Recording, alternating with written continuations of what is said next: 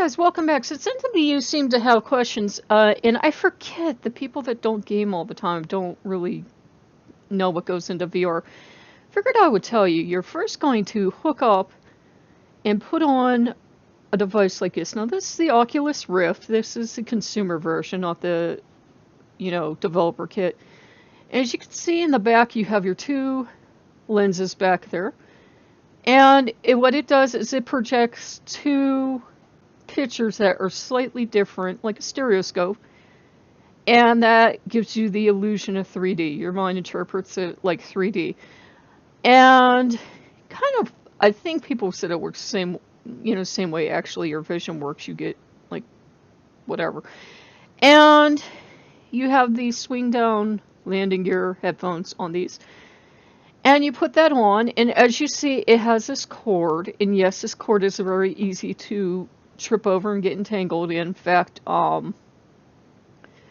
in earlier versions, you actually had to disable the warning about playing because it can be dangerous. I mean, depending on where you have your cord, you could like, or trip over it or something. You do have to kind of be aware of where your cord is at all times. So that's the headset.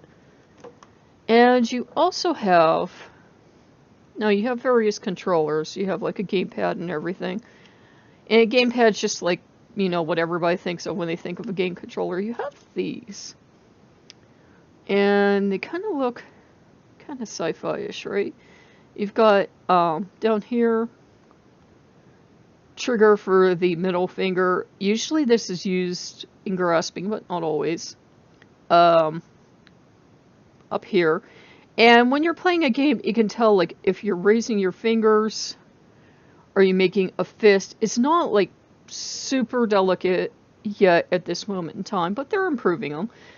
And you have on the front, you have your two joysticks, and those usually help you move around, and you have buttons on both of them, and they work like your A, B, X, Y buttons on normal controllers. And you also have a little thumb rest on these. Now there are sensors built into these, like there are sensors built into your headset, so the game usually knows where your hands are. Now, of course, one of the limitations in VR is that right now it's set up to run on computers, and most of us in our computer area, unless you have it hooked up in your living room, have a pretty sweet hookup, we don't have a ton of space. We don't have the recommended space. So what I end up doing is, like, if it's one where I have to move around a lot, interact a lot, get up out of my chair, kind of push it out of the way of my body, and then try to remember where I am relative to things, and try not to drag the computer off the table, and try to, not bump into anything. I haven't got hurt yet. I haven't like run face first into anything, but it is kind of, that's why the danger warning is there, because God forbid you play this like near the edge of your stairs or something. Hopefully you won't be that foolish, but yeah, it's kind of a hazard. And I have hit this screen, my computer screen a lot. I've hit my keyboard. I've hit my computer. I've hit this altar. I have backed into and banged into the fridge a bunch of times.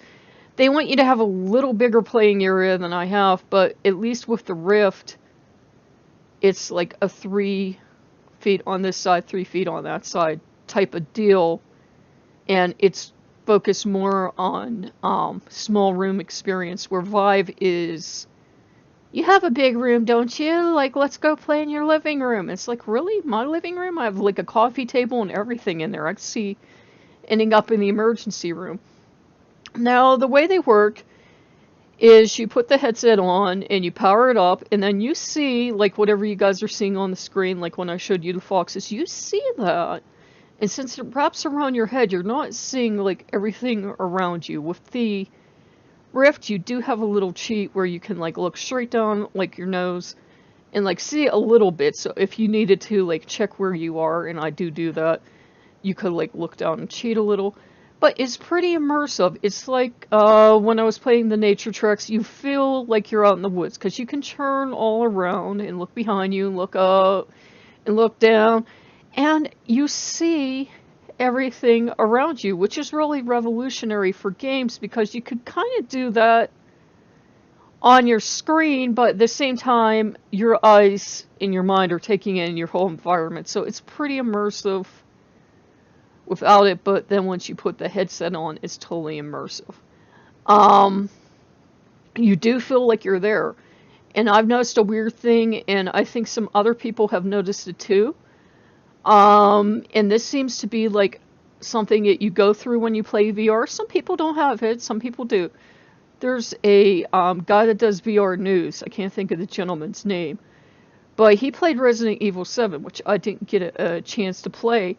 He has memories, actual memories of being in that actual house because of how immersive it is. He remembers having gone through that experience like a real life experience.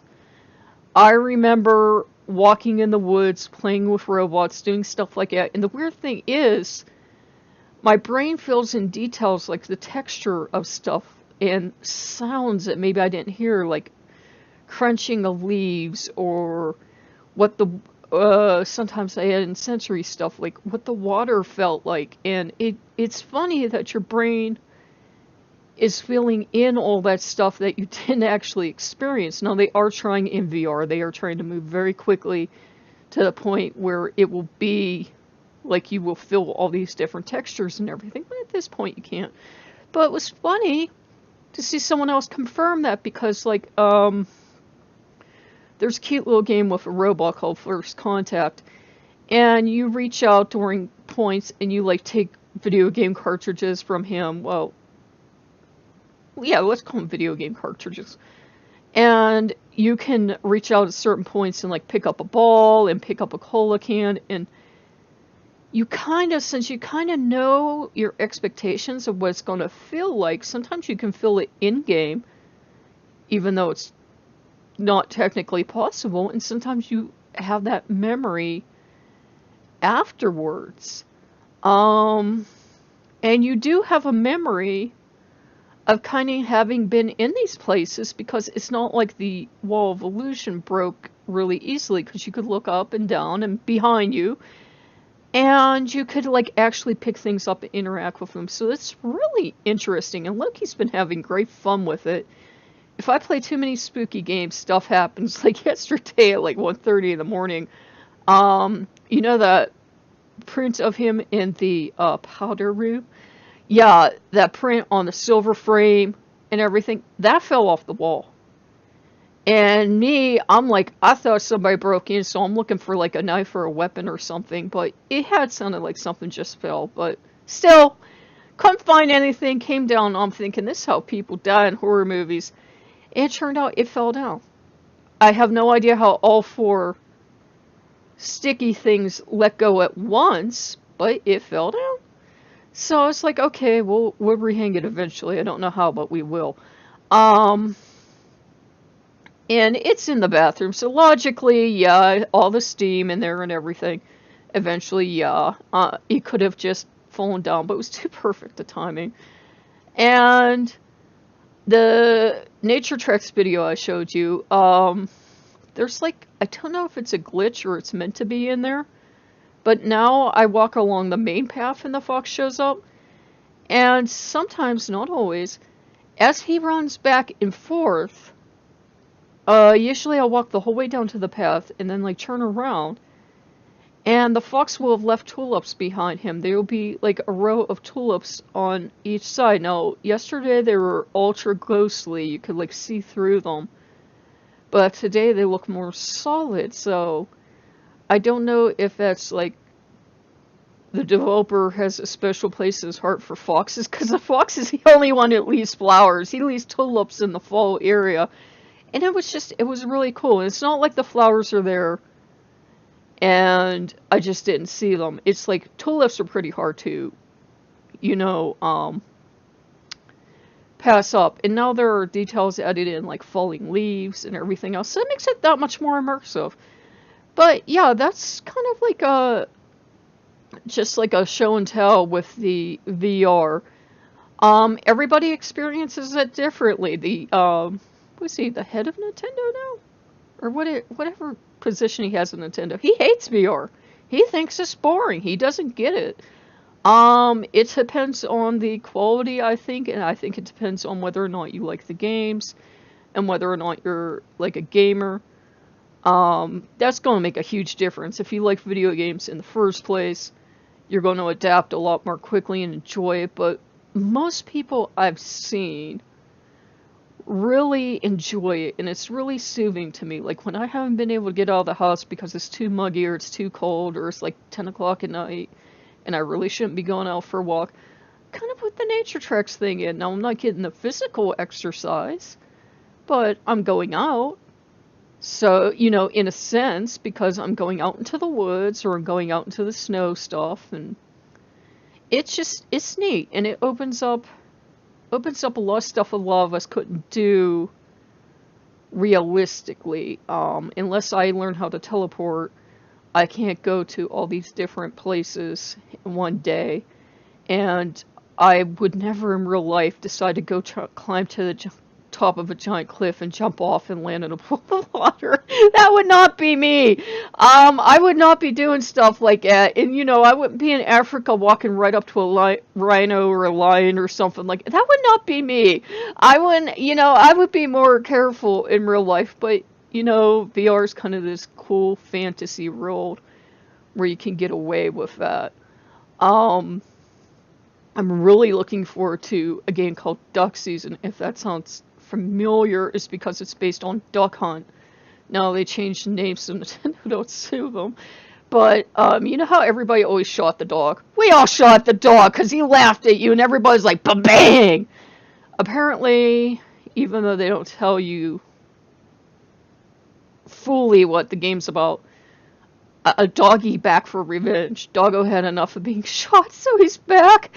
And it's weird because instead of just your regular dog that you had in the original game when we all would play it in the arcade or then played it in our homes, it's a guy in a dog suit, like a mascot costume that looks like the original dog. And the two trailers they have for it are kind of like, they're kind of unwholesome because the kid's like this real angry kid and he's playing this game. He's like real mad. And he just seems like a little psychopath in training. And then in the second commercial, the dog shows up with a hunting rifle, and the mom tries to stop him from coming in. The dog actually grabs the mom by the face and shoves her down. And I'm like, I know that was meant to be funny, but this is really dark, so it's definitely not meant for kids. So kids are going to be the ones to want to play it and, you know, watch you play it. And then the dog's like handing the kid the shotgun. You know, this suburbanite kid that's never handled a gun in his life, and the dog's just like, here, have a shotgun. So it looks really weird and really dark. So it's going to be something fun to play. It comes out in about one day, 18 hours, I think. I think that's when they're saying the launch date is going to be. Please don't, you know, don't push back the launch date. I have no idea what it'll cost. I hope it's affordable. I hope it's not one of those. Some games come out, they're free. Some games come out, they're a couple bucks. Some games are like 10, 15. Some games are like $60 or something. It's like, I don't know, because on Oculus you don't get a refund.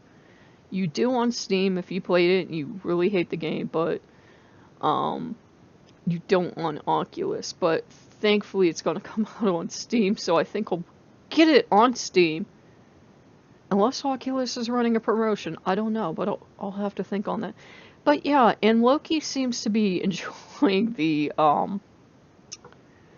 hijinks that computers can get up to with the Rift, because really trippy things are happening in the nature track. And then I played some other games because you can't see it, but you can't see the box either. But I got the third sensor in today, so I was retrying and reevaluating games to give, like, update my reviews, because the pool of people that own these is so small.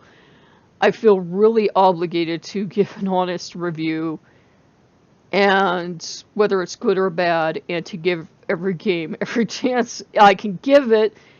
And to not come off like, some spoiled rich person because, as a gamer, I understand how limited the technology is. But at the same time, too, some games are pretty bad. They never belonged in VR, or they don't qualify as VR. But yeah, so that's how it works. I had ordered, and I thank people, and I had messed up one digit. My address didn't ship it yet, but they're shipping it today. Um, a remote, because Oculus Rift is pretty much like every other gaming system. Luckily, I had a gamepad. That's what we old people used to call controllers. And these controllers came with my headset. But, of course, every game publisher is different, and Rift has, like, a gamepad and they have a remote. Some games are just like, we're gonna use what we feel like using. So got that. So I'll be able to bring you guys, I think I said over on Patreon, bring a game about Rome and about going through stuff. And I'm not sure how far to get into the religion. I'm not sure, but it looked interesting, and I'll try that. So if you guys like what you see, like, comment, subscribe, and I hope that helped. I mean, the only way to really experience VR is if, you get to go somewhere and somebody slips a headset on you. There are centers now where you can go and you can pay to play. And you could play a game for a couple minutes. And yeah, those places do seem kind of expensive, but if you just wanted to try it out, or you could go to a place like where Oculus Rift or Vive or whatever is having demonstrations and has headsets, and you could try it for free, which may be an option for you too. But they're pretty cool. And I would have brought you Foxy with, yeah, Foxy. I would have brought you the fox that brings the tulips. But it was just one of those in-game cool things. I'm like, yeah, this is just something that like nerdy people like. But it was so funny. It was running back and forth, and then the tulips appeared. So if you guys like what you see, like, comment, subscribe, and I'll see you later. Bye bye.